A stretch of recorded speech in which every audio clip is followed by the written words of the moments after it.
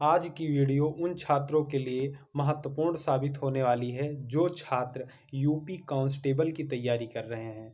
तो UP constable की तैयारी करने वाले जो छात्र हैं वो इस वीडियो को शुरू से अंत तक ज़रूर देखिएगा, ताकि आपको ये पता चल सके कि जो 36,000 के आसपास जो भर्ती आने वाली थी वो आखिर लेट क्यों हो रही हैं, उनका क्या नोटिफिकेशन अभी कब तक रिलीज होने की पॉसिबिलिटी है और कब तक इसका एग्ज़ाम हो जाएगा। तो इन सारी बातों का हम एक पेपर कटिंग के माध्यम से, जो कि हमें न्यूज़ के थ्रू मिली है या सोशल मीडिया के थ्रू मिली है, तो आपको हम उसी के आधार पर बताने का प्रयास करेंगे ताकि आप अपनी तैयारी को धार दे सकें। तो वीडियो स्टार्ट करते हैं। इससे पहले अगर आप हमारे चैनल पर नए विजिट कर रहे हैं तो इस चैनल को सब्सक्राइब कर सकते हैं। इसका आपसे कोई चार्ज नहीं लिया जाता। और इस वीडियो को देखने के बाद अगर आपको अच्छा लगे, न्यूज़ रियल लगे, तब इसको आप अपने मित्रों के साथ शेयर कर सकते हैं। तो वीडियो स्टार्ट करते हैं। ये 36,000 के आसपास भर्ती थी। तो नमस्कार दोस्तों, मेरा नाम है विनीत सिंह और हम आज की इस वीडियो में आपको बताने वाले हैं यूपी कांस्टेबल से संबंधित जो कुछ महत्वपूर्ण बातें हैं उनको आप तक हम शेयर करने का प्रयास करते हैं। तो आपको हम एक पेपर की कटिंग दिखा देते हैं, जो कि अमर उजाला पेपर की कटिंग है, उसको हमने यहाँ पर लिया है। तो इस पेपर की कटिंग से बहुत सारी चीज़ें यहाँ से आपको क्लियर होती हुई दिख रही हैं। तो मैं इसको आपको पढ़ करके बता देता हूँ, उसके बाद क्या इसका कंक्लूजन है उसको भी मैं आपको समझाने का प्रयास करता हूँ। तो यहाँ पर क्या दिया है कि सिपाही भर्ती परीक्षा कराने से बच रही कंपनियां। आखिर क्या कारण है कि ये कंपनियां सिपाही भर्ती परीक्षा कराने से बच रही हैं? तो इसके बारे में मैं आपको एक बार पढ़ के सुनाता हूँ कि सिपाही भर्ती की लिखित परीक्षा कराने में मुश्किल आने लगी है। परीक्षा कराने वाली कंपनियां इसका काम लेने से पीछे हट रही हैं। 6 माह पूर्व एक ही कंपनी ने टेंडर डाला था, वो अब भी ये काम नहीं करना चाहती। चर्चा है कि कंपनियों को पेपर लीक, गिरोह और नकल माफियाओं का डर सता रहा है। सुरक्षा एजेंसियों और कंपनियों की परीक्षा की गोपनीयता बरकरार रखने की तमाम कवायदों पर नकल माफियाओं की सक्रियता भारी पड़ रही है। और इसमें क्या है कि उत्तर प्रदेश भर्ती एवं प्रोन्नति बोर्ड जो है पुलिस का 36,000 सिपाहियों की सीधी भर्ती लिखित परीक्षा कराने के लिए कार्यदायी संस्था का चयन करने की निविदाएं आमंत्रित की थी। अनुमान है कि 20 लाख से आसपास अभ्यर्थी आवेदन कर सकते हैं, इन्होंने ये भी बताया है। बोर्ड ने इस परीक्षा के आयोजन के लिए परीक्षा एजेंसी के चयन की कार्यवाही शुरू की थी। हालांकि केवल एक ही निविदा आने की वजह से इस प्रक्रिया को निरस्त करना पड़ा। अब भर्ती बोर्ड दोबारा निविदाएं आमंत्रित करने की तैयारी कर रहा है, जिसमें करीब 3 माह का वक्त लग सकता है।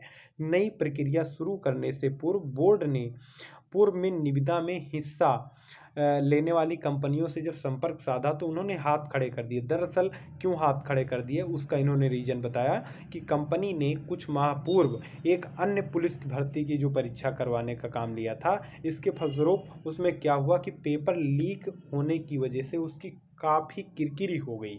इसके बाद कंपनी प्रबंधन ने भर्ती परीक्षाओं से दूरी बनाना उचित समझा।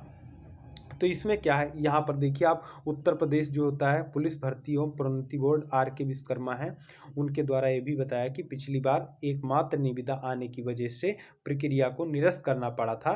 बोर्ड फिर से निविदाएं आमंत्रित करने जा रहा है। उम्मीद है कि इस बार कुछ नई कंपनियां इसमें रुचि दर्शाते हुए लिखित परीक्षा कराने का जिम्मा लेंगी। अब आपको हम यहाँ पर इसका कंक्लूजन बता दें। सबसे पहली बात, ये जो भर्ती हैं वो 36,000 के आसपास हैं। 36,000 के आसपास वैकेंसी यहाँ पर प्रस्तावित हैं, जिसका अभी नोटिस नहीं जारी हुआ है। टेंडर जारी हुआ लेकिन कंपनियों ने उसमें कम अपनी सक्रियता दिखाई, जिसके फलस्वरूप क्या हुआ कि देरी हो रही है। अब कंपनियां क्यों उठ रही, उन्होंने बताया, क्या बताया, इसके पहले आप जान सकते हैं कि यूपी एसआई और यूपी एएसआई, ये दो बड़ी परीक्षाएं हुई। ये तो काफ़ी बड़ी परीक्षा थी और ये उससे छोटी थी, लेकिन इसमें काफ़ी कम कैंडिडेट थे। ओ लेवल मांगा था, उसके समकक्ष भी मांगा था। 3-4 पद थे, इसमें 3 पद थे। और सबसे बड़ी जो भर्ती थी वो थी यूपीएसआई की भर्ती थी।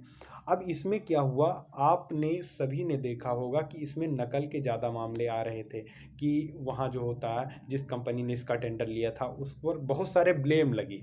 तो क्या हुआ कि इस तरह जो होता है कंपनियों ने क्या किया, हमें यहाँ पर अनुकूल माहौल नहीं मिल पाता। बहुत सारे इसके रीजन हो सकते हैं, उनके अपने रीजन हो सकते हैं, गवर्नमेंट का अपना रीजन हो सकता है। हालांकि कौन क्या सही है उसके बारे में तो कुछ नहीं कहा जा सकता है, लेकिन ये था कि बहुत ज़्यादा नकल के मामले आए, बच्चों ने प्रूफ दिया, लेकिन उसकी क्या हुआ, जांच हुआ, क्या चल रहा है उसका भी प्रक्रिया। तो इसलिए कंपनियां बच रही हैं। अब एक चीज़ और यहाँ पर निकल करके आ रही है, आप देख लीजिए, यहाँ पर बताया कि अब जो होता है 3 माह का, मान लो समथिंग 3 से 4 माह का भी इसमें नई जो निविदाएं आमंत्रित करने में भी 3 माह का भी वक्त और लग सकता है, इन्होंने बताया।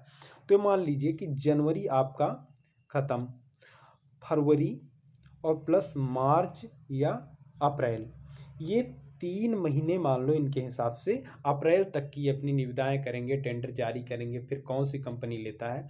उसके बाद ये मान लो मई या